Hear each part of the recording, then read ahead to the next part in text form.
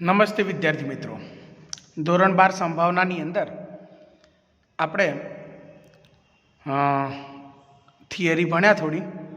હવે કેટલાક ઉદાહરણો જોઈ લઈએ. સૌથી પહેલું જે ઉદાહરણ છે એમાં આપણે ત્રીજા નંબરનું ઉદાહરણ જોઈએ. 1000 એકમોની ગુણવત્તા ચકાસી તેમાંથી ખામીયુક્ત એકમો શોધવાના યાદચ્છિક પ્રયોગનો નિદર્શાવકાશ શોધો.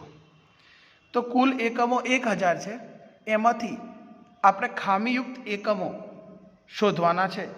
તો એક પણ ખામીયુક્ત એકમ ન હોય એવું પણ બને, અને હજારે એકમ ખામીયુક્ત હોય એવું પણ બને. એટલે એના નિદર્શાવકાશની અંદર કયા કયા ઘટક આવશે? તો યુ બરાબર 0, 1, 2, 3 અને 1000 બરાબર.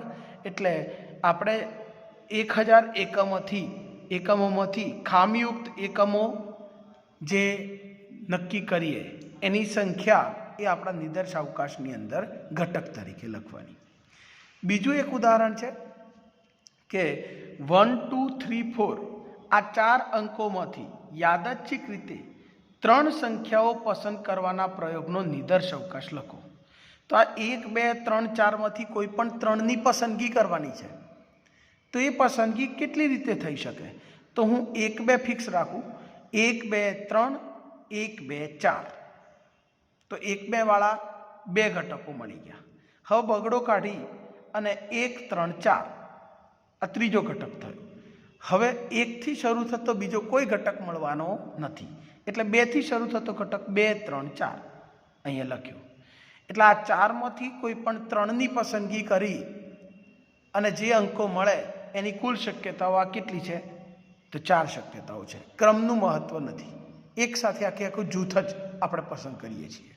ઓકે, સાદી ભાષામાં સમજવા જઈએ તો મારે મોડાસાના એક સ્થળથી કોઈ બીજા સ્થળે પહોંચવું છે અને મારી સામે 4 વિદ્યાર્થીઓ છે. હવે 4 વિદ્યાર્થીઓમાંથી હું 3 વિદ્યાર્થીઓને મારી ગાડીમાં લઈ જઈ શકું છું. તો એ કયા 3 વિદ્યાર્થીને લઈ જઈ શકું એની પસંદગી કેટલી રીતે કરી શકાય? તો આટલી 4 જ રીતે કરી શકાય. હું પહેલા, બીજા, ત્રીજાને લઈ જાઉં, કાં તો પહેલા, બીજા, ચોથાને લઈ જાઉં, કાં તો પહેલા, ત્રીજા, ચોથાને લઈ જાઉં, કાં તો બીજા, ત્રીજા, ચોથાને લઈ જાઉં. બરાબર. તો 4માંથી 3ની પસંદગી કરી એનો જે યાદચ્છિક પ્રયોગ છે પસંદગી કરવાનો, એનો નિદર્શાવકાશ આ 4 ઘટકોથી મળશે. ઉદાહરણ 5 છે. n માંથી કોઈ એક સંખ્યાની યાદચ્છિક પસંદગીના પ્રયોગનો નિદર્શાવકાશ લખો. n એટલે કે પ્રાકૃતિક સંખ્યા ગણ. n માંથી કોઈ એક સંખ્યાની પસંદગી કરવાની છે. તો એ સંખ્યા કઈ કઈ પસંદ થાય? કાં તો 1 પસંદ થાય, કાં તો 2, કાં તો 3, કાં તો 4. તો એનો નિદર્શાવકાશ u 1, 2, 3, 4 એમ અનંત સુધી આગળ વધશે. કુલ ઘટકો કેટલા છે એ નિશ્ચિત નથી. કુલ ઘટકો નિશ્ચિત નથી એટલે આપણે એમ કહી શકીએ કે આ અનંત નિદર્શાવકાશ છે. અગાઉ જે 2 ઉદાહરણો આપણે જોયેલા એમાં કુલ ઘટકો નિશ્ચિત હતા અને એટલે કહી શકાય કે શાંત નિદર્શાવકાશ છે. પણ આની અંદર કુલ કેટલા ઘટકો છે? તો અસંખ્ય ઘટકો આવશે, નિશ્ચિત કરી શકાતું નથી. એટલે આ અનંત નિદર્શાવકાશનું ઉદાહરણ થયું. હવે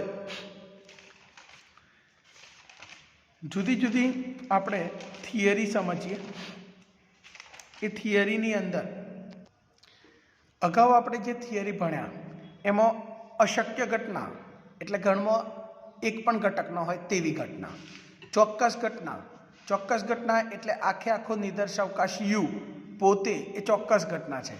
2 ઘટનાની છેદ ઘટના એ પણ અગાઉની થિયરીમાં ભણાવી દીધું છે કે છેદ ઘટના a છેદ b બરાબર x બિલોંગ્સ ટુ a અને x બિલોંગ્સ ટુ b.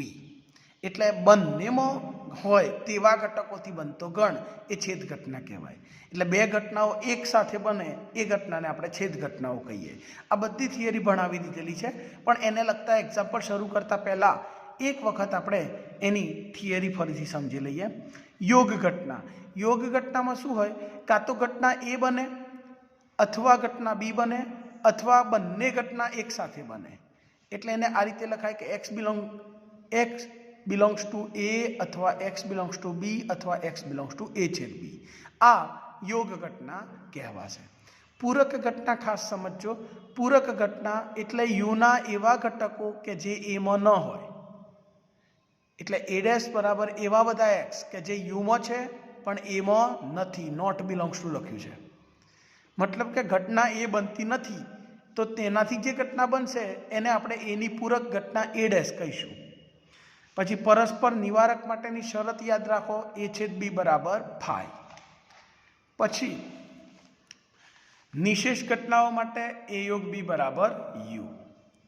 પરસ્પર નિવારક અને નિશેષ ઘટના માટે યોગગણ યુ થાય અને છેદગણ ફાઈ થાય. આ બધું મેં તમને અગાઉની થિયરીમાં ભણાવેલું છે. તફાવત ઘટનાની અંદર એમાં હોય પણ બીમાં ન હોય, એટલે એક્સ બિલોંગ્સ ટુ એ અને x not belongs to B. B minus A એટલે કે એક્સ બિલોંગ્સ ટુ બી અને x not belongs to A. તો આ જે જુદી જુદી વ્યાખ્યાઓ આપણે જોઈ, એ વ્યાખ્યાઓને લગતા હવે આપણે કેટલાક એક્ઝામ્પલ શરૂ થશે. એ એક્ઝામ્પલની અંદર ઉદાહરણ 6 જોઈએ. 3 પીળા 2 ગુલાબી ફૂલ છે. 3 પીળા અને 2 ગુલાબી ફૂલ છે. તેમાંથી એક ફૂલ પસંદ કરવાનું છે. તો ઘટના એ તરીકે પસંદ થયેલ ફૂલ પીળા રંગનું હોય, એ ઘટના એ છે. અને ઘટના બી છે પસંદ થયેલ ફૂલ ગુલાબી રંગનું હોય, આને આપણે ઘટના બી કહીએ. તો નિદર્શવકાશ યુ 3 પીળા અને 2 ગુલાબીમાંથી એક પસંદ કરવાનું. તો કઈ રીતના થાય? તો પીળા y1 y2 y3 નામ આપો અને ગુલાબી p1 અને p2 નામ આપો. તો આ 5માંથી ગમે તે એક ફૂલ પસંદ કરવાના પ્રયોગનો નિદર્શવકાશ આ રીતે 5 ઘટકો વાળો થશે. એમાં પહેલી ઘટના કે પીળા રંગનું ફૂલ હોય તો y1 y2 y3. બીજી ઘટના કે ગુલાબી રંગનું ફૂલ હોય તો p1 અને p2 છે. તો એમ કે તમને કે એની પૂરક ઘટના એ છે પીળા રંગનું ફૂલ હોય, તો એની પૂરક ઘટના શું કહેવાય? તો પસંદ કરેલ ફૂલ પીળા રંગનું ન હોય. આપણી પાસે 2 જ રંગના ફૂલો છે, પીળા અને ગુલાબી. પીળા રંગનું ના હોય તો જે પસંદ થયું હશે એ કેવું હશે? ગુલાબી રંગનું. તો એ ડેશ જે છે એ યુ માઇનસ એ, યુના બધા ઘટકોમાંથી પીળા પીળા કાઢી નાખો એટલે y1 y2 y3 કાઢી નાખો. શું વધે? p1 p2, જે ગુલાબી રંગવાળા ફૂલો ઘટના બી કહેવાય. એટલે અહીંયા એ ડેશ છે એ પોતે ઘટના બી મળી જાય છે. ઓકે. પછી નેક્સ્ટ આપણે જોઈએ બી ડેશ. એટલે ગુલાબી રંગના ફૂલ ન હોય તો કેવા હશે? બધા પીળા રંગના. તો પીળા રંગના u માઇનસ બી y1 y2 y3 આ રીતે લખાય. હવે 2 ઘટનાઓની છેદ ઘટના એ છેદ બી માગી છે. તો એ છેદ બી એમાં બધા પીળા ફૂલ છે ને બીમાં બધા ગુલાબી છે. બંનેમાં કોમન એક કે ફૂલ હોય ખરું? ના હોય. એટલે છેદગણ ખાલી ગણ. બરાબર? અહીં y1 y2 y3 છે, એમાંનો એક કે ઘટક આમાં નથી, એટલે છેદગણમાં ખાલી ગણ. હવે એ છેદ બી ફાઈ હોય તો એને આપણે નિવારક ઘટનાઓ કહેતા હતા. તો એ અને બી એ પરસ્પર નિવારક ઘટનાઓ છે તેમ કહી શકાય. જ્યારે યોગગણની વાત કરીએ તો y1 y2 y3 અને p1 p2 નો યોગગણ કરો તો એ y1 y2 y3 p1 p2 મળશે. એ આખો નિદર્શવકાશ યુ થયો. એટલે ઘટના એ અને ઘટના બી પરસ્પર નિશેષ ઘટનાઓ છે. કેમ કે યોગગણ એ યુ થાય એટલે એને નિશેષ ઘટનાઓ કહેવાય, જે વ્યાખ્યામાં સમજાવેલું. હવે એ છેદ બી ડેશ. એ છેદ બી ડેશ આ કઈ રીતના મેળવવું? તો આ સૂત્ર તમારે યાદ રાખવાનું. આ 9મા 10મા ધોરણમાં ગણમાં ભણેલા તમે. એ છેદ બી ડેશ. તો છેદ અને ડેશ દૂર કરવો હોય તો વચ્ચે માઇનસ કરવાનું, એ માઇનસ બી. કઈ રીતના આવ્યું? આકૃતિમાં નથી જોવું હોય તો પણ બતાવું કે અહીંયા આ એક વેન આકૃતિ મેં દર્શાવી. આ ઘટના એ બનાવી છે, આ ઘટના બી બતાવી છે. બરાબર?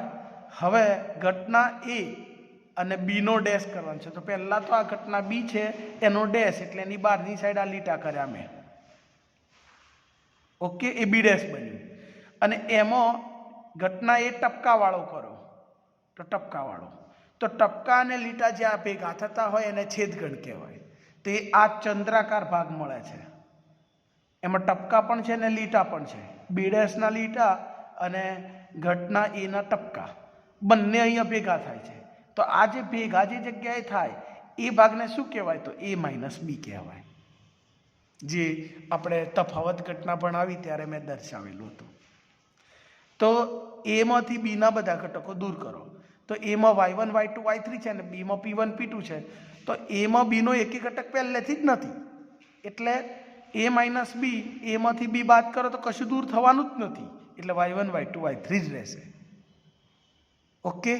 એને બીજી રીતે કેમ કેમ સમજાવીએ તો બી ડેશ અલગથી શોધો. તો બી ડેશ આપણે પહેલાથી શોધેલો તો એ y1 y2 y3, તો એ લખ્યો મેં બી ડેશ તરીકે y1 y2 y3. ઓકે. બી ડેશ તરીકે y1 y2 y3 લખ્યો.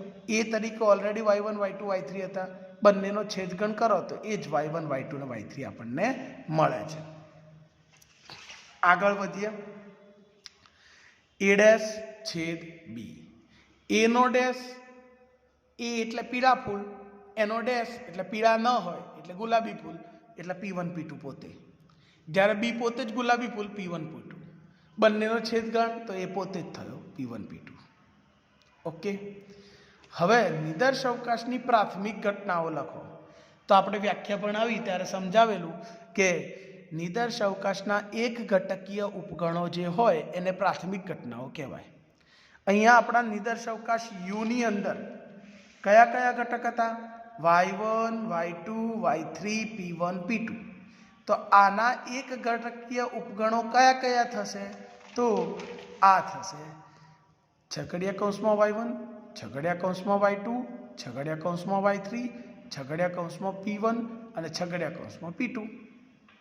તો આ એની પ્રાથમિક ઘટના થઈ. ઓકે. તો આ ઉદાહરણ નંબર 6 પૂરું થયું. હવે 7મું ઉદાહરણ જોઈએ. 7મા ઉદાહરણની અંદર ઘટના એમાં 1 2 3 4 આપેલું છે. ઘટના બીમાં -1 0 અને 1 આપ્યું છે. આ બંનેના યોગગણને નિદર્શ અવકાશ યુ કીધો છે. તો -1 0 1 2 3 4 આ નિદર્શ અવકાશ યુ થયો. આટલી માહિતી જે આપેલી છે એના ઉપરથી તમારે નીચેની માહિતી શોધવાની, એટલે કે બી ડેશ શોધવાનો. તો બી ડેશ શું થશે? યુ માઇનસ બી. એટલે -1 0 1 2 3 4 માંથી બીના ઘટકો -1 0 ને 1 દૂર કરો એટલે વધશે શું? તો 2 3 ને 4. હવે એ ડેશ શોધીએ. તો યુ માઇનસ એ, યુના આખા -1 0 1 2 3 4 માંથી એના ઘટકો 1 2 3 4 દૂર કરો. તો આ 1 2 3 4 દૂર થઈ ગયા બધા, તો વધશે શું? -1 અને 0. બે જ ઘટકો વધશે. તો એ ડેશ -1 અને 0. હવે એના સાથે વધારાનું શું પૂછ્યું છે? તો એ ડેશ છેદ બી પૂછ્યું છે. તો એ ડેશ તરીકે આપણે હમણાં જ શોધ્યું -1 અને 0, એ લખ્યું. અને છેદગણમાં બી લખવાના છે. તો -1 0 ને 1, -1 0 ને 1. આ બંનેના છેદગણ એટલે કે બંનેમાં સામાન્ય હોય એવા ઘટકો. એટલે -1 બંનેમાં છે અને 0 બંનેમાં છે, બંને લેવાઈ ગયા. તો આ એ ડેશ છેદ બી મળી ગયું. હવે એ માઇનસ બી પૂછ્યું હોય તો એ માઇનસ બી એટલે શું? તો એના બધા ઘટકો 1 2 3 4 લખ્યા. એમાંથી બીના ઘટકો -1 0 1 આપણે બાદ કરવાના. તો એના 1 2 3 4 માંથી બીના -1 0 1 બાદ કરો. બાદ કરો એટલે જે બંનેમાં હોય એ દૂર કરી દેવા પડે. તો એક અહીંયા પણ છે ને એક અહીંયા પણ છે, એ ના આવે, એ કાઢી નાખવો પડે. તો 2 આમાં નથી, 3 પાછળ નથી, 4 પણ પાછળ નથી, તો એ 3 એ 3 ઘટકો એ માઇનસ બીમાં આવશે. એટલે છગડીયા કૌંસમાં 2 3 4. જ્યારે નેક્સ્ટ બી માઇનસ એનો ડેશ શોધવો છે તો આખાનો ડેશ શોધવા માટે પહેલાં અંદરનો ઘન શોધવો પડે. તો બી માઇનસ એ શોધીએ. બીના ઘટકો કયા કયા હતા ભાઈ? તો તમે ઉપર સંખ્યા જોશો -1 0 1. તો બીના ઘટકો -1 0 1 લખ્યા. એમાંથી એના ઘટક 1 2 3 4 બાદ કરવાના છે. તો જે કોમન હોય એ દૂર કરો. તો કોણ કોમન છે? એકડો એકલો જ કોમન છે, દૂર થઈ ગયો. તો બીના કયા ઘટક બાકી રહ્યા? -1 અને 0. તો આ -1 અને 0 બી માઇનસ એમાં આવ્યા. હવે -1 0 સિવાયના ઘટકો એને ડેશ કહેવાય. એટલે યુમાંથી બી માઇનસ એ બાદ કરો. પણ યુમાં તો કેટલા ઘટક હતા? -1, 0, 1, 2, 3, 4 હતા. એમાંથી બી માઇનસ એ શું શોધ્યા? તો -1, 0 શોધ્યા. એ બાદ કરો તો બાદ થઈ જાય તો વધે શું? 1, 2, 3, 4. તો 1, 2, 3, 4 બચ્યા. ઓકે, તો આપણે આજે 1 થી 7 ઉદાહરણ સુધી સમજ્યા, જે તમારા ચોપડાની અંદર લખી રાખવાનું. Thank you.